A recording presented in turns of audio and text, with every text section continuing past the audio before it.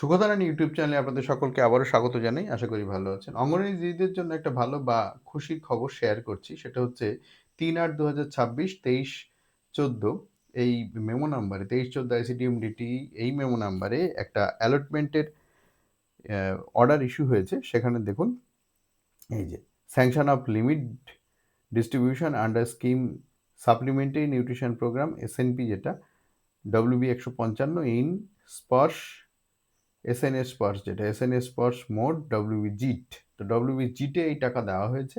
জিটে সবজি বিল করতে অনেক সময় লাগে, এটা আমি বারবার বলে থাকি, আপনাদের জানার দরকার।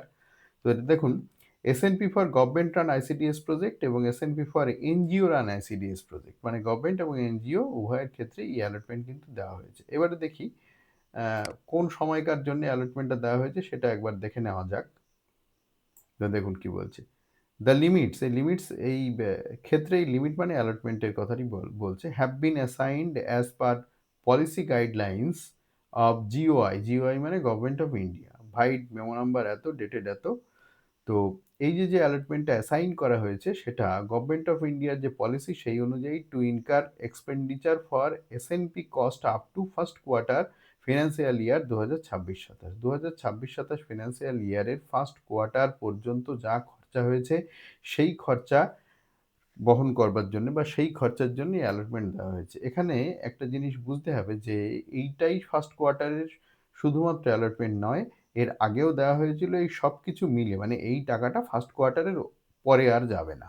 তো সেক্ষেত্রে দেখা যাবে এই টাকাতেও ফার্স্ট কোয়ার্টার কারোর ক্ষেত্রে হতে পারে, কারোর ক্ষেত্রে কিছু পেন্ডিং থাকতে পারে।